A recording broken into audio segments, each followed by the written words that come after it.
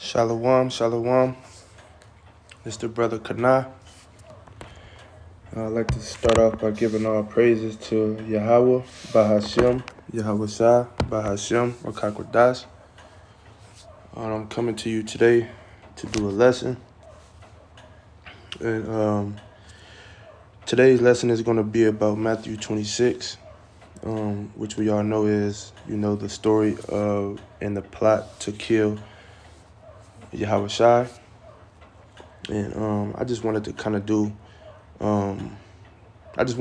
read over this chapter because as I was reading it, I realized that there was a lot of key things that happened to Yahweh Shai leading up to his death. And, and I feel like this would be a good, lesson to go over. So I'm going to start off by reading chapter 26, verse 1. And it came to pass when Yahweh Shai had finished all these sayings, he said unto his disciples, Ye know that after 2 days is the feast of the Passover, and the Son of Man is betrayed to be crucified. So he's explaining to his disciples that after the feast, after the Passover, that the time has come for him to be betrayed and to be crucified. And at the same time, he's telling him this, the chief and the chief priest and everybody who's actually plotting to do this to Yahweh Shai is gathering up and talking about it. At the same time, he's telling his disciples that it's almost time for this to happen. And then assembled, verse 3, then assembled together the chief priests and the scribes and the elders of the people unto the palace of the high priest, who was called Cephius, and consulted that they might take Yahweh Shai by subtlety and kill him. But they said, not on the feast day, lest there be an uproar among the people. Verse 6, now when Yahweh Shai is in Bethany, in the house of Simon the leper, there came unto him a woman having an alabaster box of very precious ointment, and poured it on his head as he sat at meat. But when his disciples saw it, they had indignation, saying, to what purpose is this waste? So when she walked up and she poured the ointment on his head, the disciples was kind of confused, like, what are you doing? Why are you pouring this on his head? For this ointment might have been sold for much and given to the poor. When Yahweh Shai understood it, he said unto them, Why trouble ye the woman? For she hath wrought a good work upon me. For ye have the poor always with you, but me ye have not always. For in that she hath poured this ointment on my body, she did it for my burial. Verily I say unto you, wheresoever this gospel shall be preached in the whole world, there shall also this, that this woman hath done, to be told for a memorial of her. Verse 14. Then one of the 12, called Judas Aristocrat, went unto the chief priests and said unto them, What will ye give me, and I will deliver him unto you? So one of the disciples, which we all know Judas, one of the disciples is negotiating a deal with the priest to deliver Yahweh Shai up in turn of money. But he trying to figure out, like, he asking them, okay, if I do this for you, what are you gonna do for me? And they covenanted with him for 30 pieces of silver. So they agreed upon 30 pieces of silver, which was probably a lot of money back then. And from that time, he saw opportunity to betray him. Now the first day of the feast of unleavened bread, the disciples came to Yahushua, saying unto him, Where wilt thou that we prepare for thee to eat the Passover? And he said, Go into the city to such a man, and say unto him, The master saith, My time is at hand. I will keep the Passover at thy house with my disciples. And the disciples did as Yahushua had appointed them, and they made ready the Passover. Now when the even was come, he sat down with the 12. And as they did eat, he said, Verily I say unto you, that one of you shall betray me.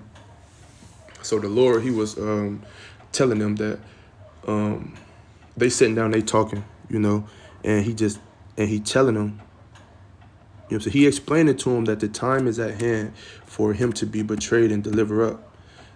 But he telling them that one of the 12 disciples shall be the one that betray me.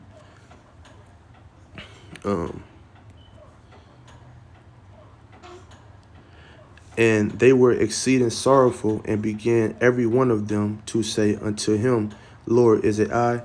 And so they just wanted to know which one it was, so they curious, everybody curious, is it me, is it me, is it me?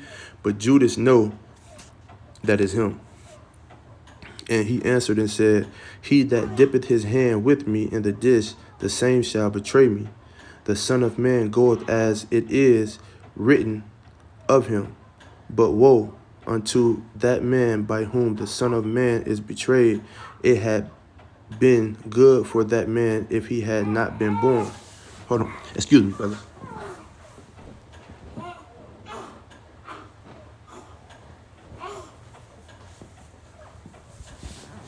Salaki, I'm back.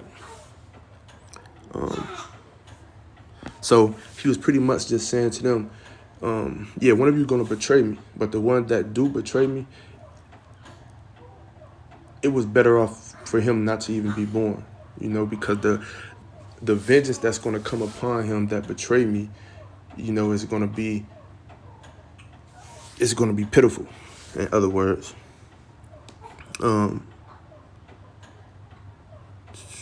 Then Judas, which betrayed him, answered and said, Master, is it I? He said unto him, Thou hast said. Hold on, excuse me, one more time.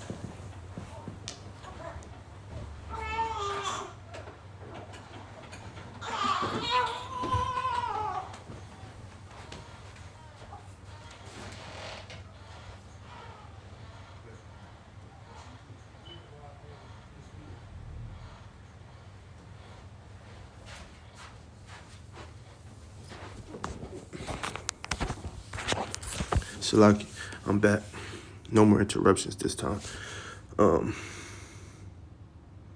Then, verse 25, Then Judas, which betrayed him, and answered and said, Master, is it I?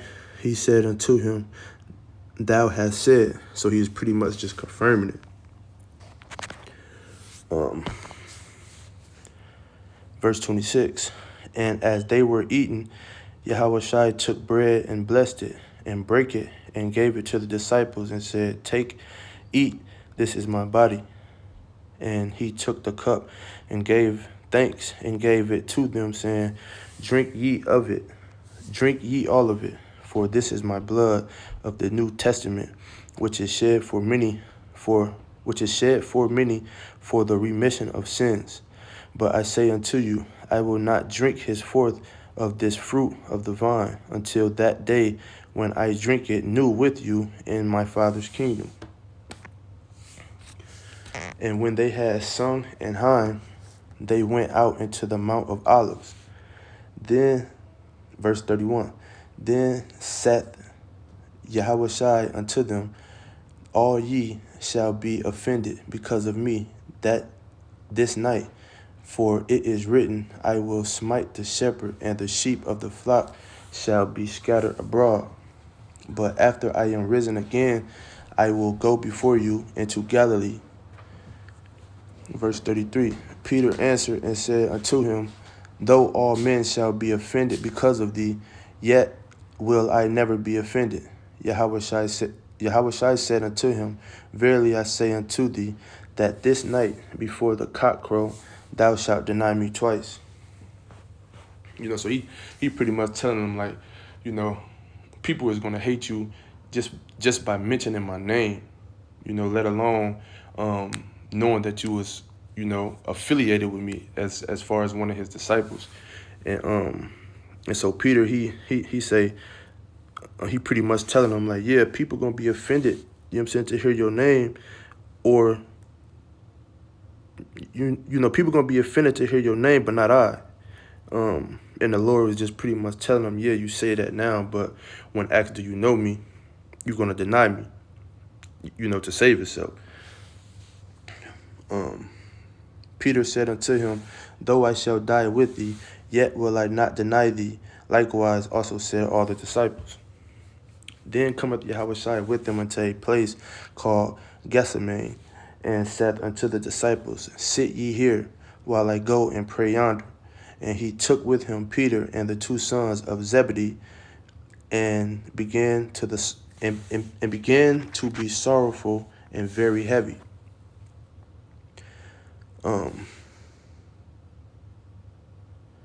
So at this time, Yahushua, he's preparing himself. He's trying to prepare himself for what he knows to come. The betrayal, the crucifixion, and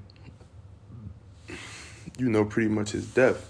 And so he trying to prepare himself for it. So he go pray, and he asking the Father to, he pretty much just praying, asking the Father to let this pass him, because he's scared, like any man would be. He was scared. He didn't want it to happen to him. And so he was just trying to really see if there was any way he can get himself out of it. Then said he unto them, my soul is exceeding sorrowful, even unto death. Tarry ye here and watch with me. And he went a little further and fell on his face and prayed, saying, O Father, if it be possible, let this cup pass from me. Nevertheless, not as I will, but as thy will. He's saying, if it be possible, let this cup pass. Let this cup pass me. But not because I'm asking you, because you wanted to. You know what I mean? So he pretty much saying, don't let his will be done, let thy will be done. And he cometh unto the disciples and findeth them asleep, and said unto Peter, what, could ye not watch with me 1 hour? Watch and pray, that ye enter not into temptation. The spirit indeed is willing, but the flesh is weak. He went away again the second time and prayed, saying, O Father, if this cup may not pass away from me, except I drink it, thy will be done. So at this time, he pretty much just accepting it because the Father didn't answer him the first time. And he came and found them asleep again, for their eyes were heavy. And he left them and went away again and prayed a third time, saying the same words. Then cometh he to his disciples and saith unto them, sleep on now and take your rest. Behold, the hour is at hand, and the Son of Man is betrayed into the hands of sinners. Rise, let us be going. Behold, he is at hand and doth betray me.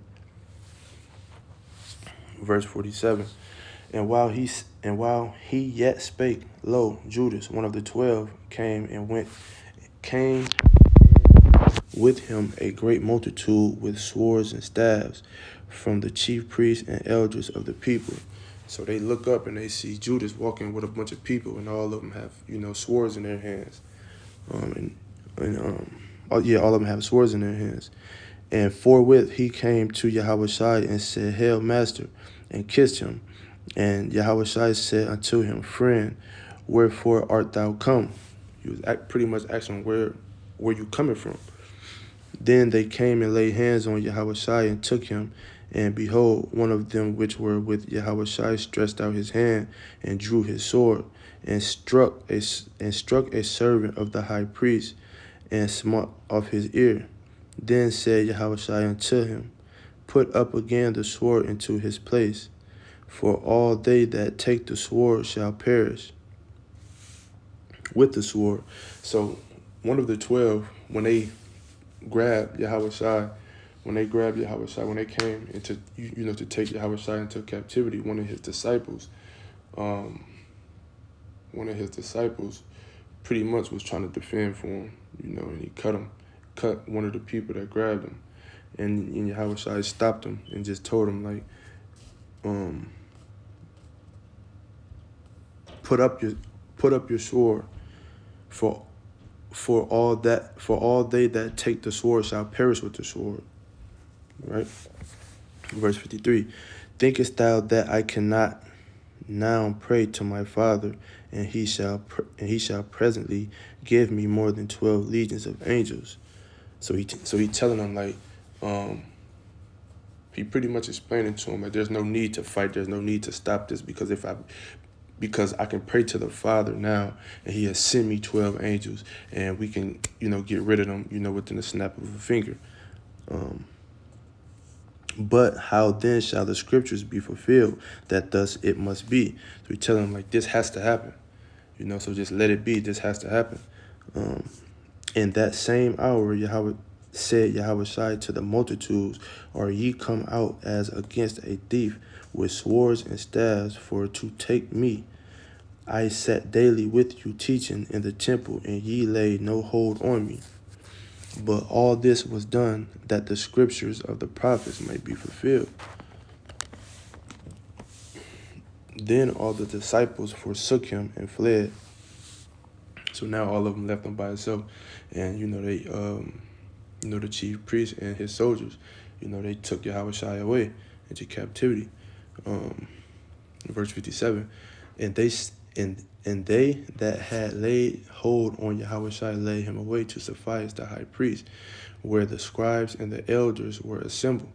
But Peter followed him afar off unto the high priest's palace, and went in, and sat with the servants to see the end.